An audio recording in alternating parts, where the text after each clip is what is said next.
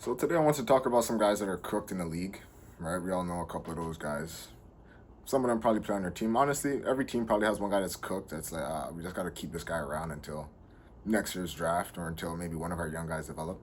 Right? Everybody's got that guy on their team where it's like, he's cooked. And then we have some other guys, right, that are well seasoned. Let's just say that they've been marinating in the fridge for a couple of days, just waiting to get put on a grill, right? So I just want to talk about a couple of those guys. So I thought about first, Mr. Debo, right? Debo came on the scene, what? I'd probably say 2018. I really started hearing about him. Right, he was trucking dudes, so it's like, oh, what the hell is this guy's a receiver running dudes over? What are we talking about, right? We ain't seen nothing like that. Getting snaps out of the backfield. Right? Last time I seen a guy take snaps out of the backfield and was nice with it was Tavon. And this is 2013 at West Virginia, right? Until he ended up with the Rams and Fisher. And Fisher did not know how to use him. McVay came and was like, I don't want to use this guy, which I thought was a waste, right? Maybe if McVay had got his hands on him earlier, or maybe if he went to somebody like Andy Reid who actually knew how to use him, Tavon honestly could have been crazy, right? We all know he had one of the best tapes like in history. That tape goes down in history. It's like, all right, cool. You want to be a receiver? Just watch this guy's tape real quick. Honestly, he was top tier at West Virginia with Geno, right? And it's funny now, Geno's starting to cook the last like 2-3 years. This guy's completing like 70% of his passes, which is insane. We did not see that at New York, but some guys just need to be in a better position. No Diddy, or they just need to leave the Jets or Cleveland. There's a couple of more teams I'm missing where it's like when the quarterback goes there, he's cooked. But Debo got up out of there. Geno got up out of there. But back to Debo. Injuries. A lot of injuries, right? You take snaps out of the backfield. I guess that's the reason why, right? The wear and tear on his body was probably brutal. It's like we're running through A gaps and stuff. It's like, dude, this guy weighs like 200 pounds at best. And he's a glass cannon. It's always a hamstring or an ankle or something, right? I think it was his shoulder last year. So it's always something with Debo. He's always injured, sorry.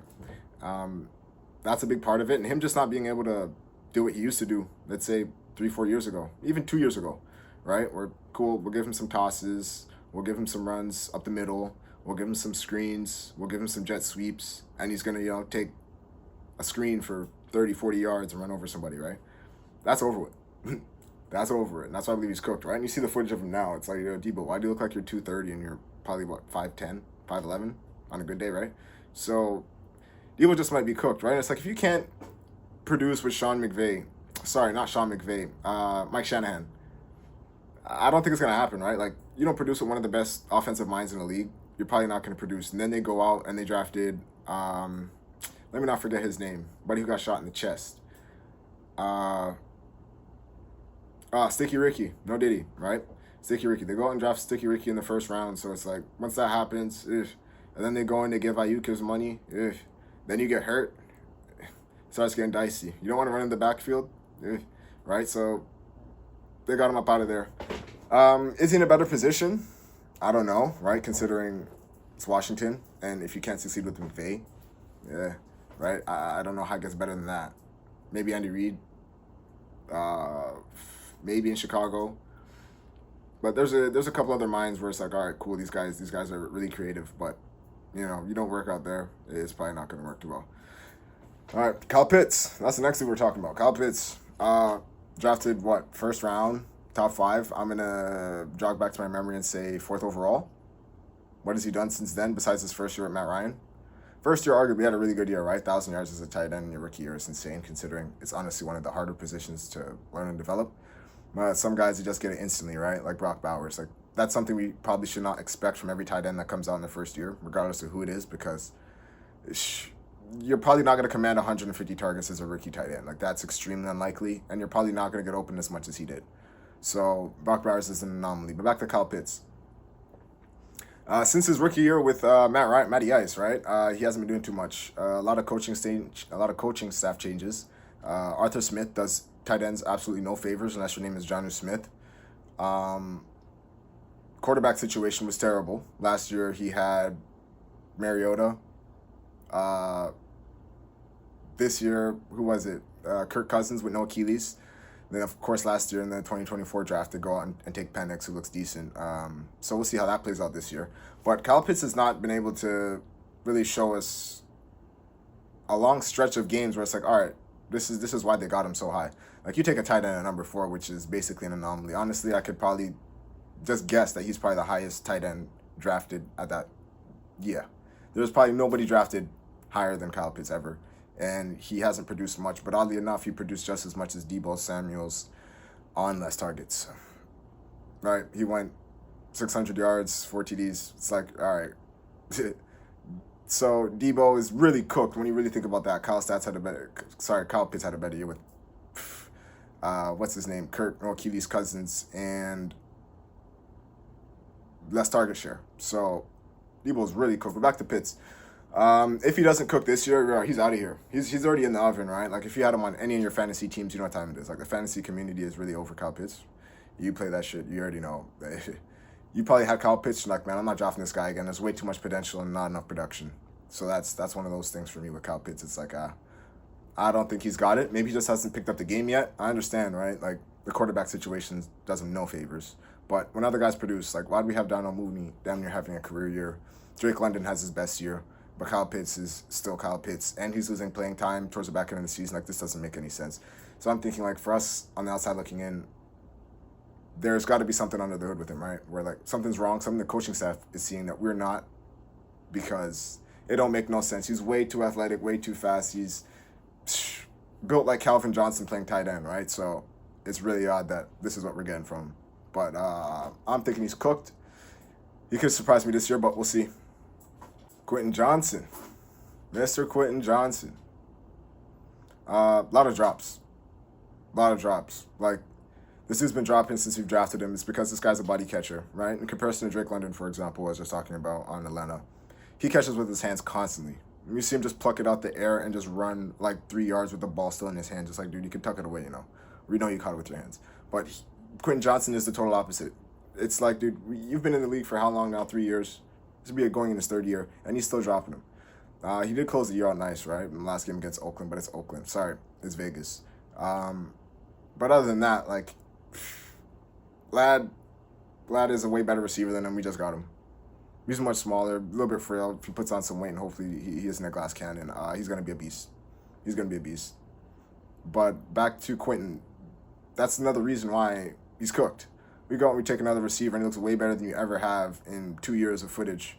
It's like, yeah, this is the reason why we kind of got that guy, because you're not producing. So with Quentin, this is drops, man. And it's one of those with hands, like, if you don't have him, you're never going to have him. Almost like QB accuracy, unless your footwork is atrocious, right? Where if your footwork is good and you're just inaccurate, you're just never going to get it, right? Cam Newton, for example. I don't know if his footwork was that great, but you get the point. The accuracies, it just wasn't there. Where Drew Brees was like, man, he was just hitting everything with a noodle fettuccine arm. But he had like 85 throw power in Madden, but he's not missing nothing, right? So it's just one of those natural things for Quentin where the hand-eye coordination comes natural to most guys, and either you have it or you don't. So I think he might be cooked unless he just goes absolutely nuclear this year and saves his career. Or at least, saves his job. And that's a big payday. I'd like to see it because we drafted him in the 1st round. So, get to work, man. Stop dropping them balls. Mark Cooper. Mark Cooper's out of here, right? Like, gets sent from, where is it? Cleveland, where people go to die, right? Goes to Buffalo, man, right? Plays all right, does a whole bunch of, not much, makes a couple of nice catches, that's it. And he's still a free agent. And he led the league in drops last year. If not, he was 2nd, which is atrocious, right? Coop was cutting guys up, but I guess, father time gets to everybody, right? Not everybody could be like Jerry Rice and play to their 41, so, which is nuts. Like, you have no business going over 1,000 yards in your late 30s as a receiver. The GOAT, for real. Well, Coop is cooked. Joey Bosa, not Nick, the older bro, another Charger, or at least another former Charger. He's cooked. He is super cooked, right? The injuries for him, for the most part. I don't think he stayed healthy for us for I don't know how long. He probably hasn't had a healthy season since like 2017, 2018. But when he was healthy, right, he was an obvious monster. So that's one thing. Injuries just kill guys. They're just glass cannons. Some guys are not, I don't know. They don't have the body type for football, I guess. They just break down way too easy. He's one of those, obviously extremely talented, but he never stayed healthy. So he's definitely cooked, for sure. Tua. Tua's another one of those guys, right? Another glass cannon. Would I like to say he's cooked? I don't know, because he's well seasoned. Let's just say he's one of those well seasoned guys I was talking about, right? Where you don't want to totally throw him out because he wasn't overcooked, but he's he's well seasoned. Those injuries have piled up. Last year didn't look too good. Team started running cover two, and it's like cover two is just killing everything deep now, right? Since Reek went crazy against Tampa, what is that at this point, 3 or 4 years ago in the first quarter, but he had 250 in the first quarter, which is nuts. And these guys went to cover two. It has not been the same for anybody trying to throw deep. These guys just saying cover too high. God forbid they could stop the run. It's over. You're not doing nothing, right? That's a big reason why now we're seeing a lot less plays where guys are going vertical down the field like that, especially if that's what their offense is predicated on. Miami, perfect example. Chiefs, another one. Right, you barely see Patrick throw deep, and he can't miss. If he does, he's probably not getting no more of those opportunities again. We're just sitting in too high, and if you can't run the ball for 4.5 a clip at least, we're getting you up out of here. So that's a big part of what's happening in Miami. Hopefully, coach there, Mike McDaniels, could dial some stuff up, get a little more creative, and get these guys down the field, right? Because Waddle and Reek are one of the fastest receivers in the league for sure, right? Reek had his injury last year, obviously Tua with his concussion, and Waddle is constantly hurt. There's always something with that guy, but he usually plays through it. He don't miss too much time. But Tua, he's got to stay healthy. He's extremely accurate, right? One of those Drew Brees guys, in my opinion, because, well, Drew Brees is honestly one of the GOATs. He's not as good as Drew Brees, but in the sense of fettuccine arm accurate, right? We can't take that away from Tua. Tua is extremely accurate, right? When he's on, he has a clean pocket. He's not missing. And very catchable ball considering, the arm strength is not there. He's not trying to throw it through a brick wall like Anthony Richardson. Let's throw Anthony Richardson on this too. Anthony Richardson has definitely got some seasoning on him, and he's in the fridge marinating, right? Dry rub, air sealed. He's one of those, right? Because footwork atrocious. It seems like he can't read defenses that well, and I believe a big part of it is obviously his experience and his footwork. It's got to be terrible. Like there's no way for you to be missing this much passes, right? They arguably have one of the better offenses in the league, at least when it comes to skill set. We got Josh Downs. Josh Downs is legit. Michael Pittman, when he's healthy, is legit. They just picked up Tyler Warren. He's going to be one of the better tight ends in the league, right, for sure, especially if A-Rich can get it together. You have Steichen, great offensive coach. So they have the pieces. I'm probably missing the player, Alec Pierce. Oh, and of course you have a good running game with JT, and you have one of the best guard in the league. So it's like, man, come on, right? We definitely have more than enough pieces for A-Rich not to be. Bro, completing under 50% of your passes is already nuts. Like, let's be real. 60%, we're like, maybe you're starting, right? But under 50% is nuts. Under 50% is nuts. Every other pass I'm probably missing, which is crazy. Like, that just can't work in the NFL. You're going to lose games. We're just going to sit back. We're just going to stack the box because we know you can't throw for none. That cover two doesn't apply for that team. Cover two does not apply for that team unless that guy gets his footwork together, right? So, and he's a glass cannon. That's another thing, too. He's always hurt. I've never seen a quarterback tap out either. There's way too many questions with Anthony Richardson right now. It's not the coach. It's not the offensive players. It's none of that. It's just him because there's way too many pieces around that guy for him not to be doing well. Get the footwork together, and I think he'd be all right. If he get up to 60% and stay healthy, because he could run, right? The him picking up some extra yards or some designed runs, that's not going to be a problem for him. It's going to be hitting his passes accurately, at least over 60%. Like if he gets to 60%, that's a 10% increase is nuts. So if you can get there, they'll have a really good team. They have way too many weapons on offense not to cook. The defense, that's another story, but A-Rich got to get it together. Last but not least, Olave. Olave is legit. Olave is a nice receiver, right? We all know that. But the injuries, obviously. Carr threw him a hospital pass and then retired like 4 weeks later, right? So it's like he did him absolutely no favors with that. Now he's dealing with Tyler Shuck and dude off of that show on Netflix, the light-skinned dude, Spencer Rattler, who didn't have a good year, but it's a rookie, right, who was not expected to play at all. So playing quarterback is not easy. Like when we see guys just rip balls at a 70% clip, it's like, yeah, that's not the norm. That's not the norm. And it's crazy to think that Geno's one of the most accurate quarterbacks in the league right now, but that's where we're at. It's not easy, is what I'm trying to say, right? Completing 65, 67% of your passes like the elite guys do. It's not easy. So he is not. He's in a pretty tough situation. Coach is pretty nice. What his name? I always forget. He coached for us, the Chargers. Kellen Moore, lefty out of Boise State.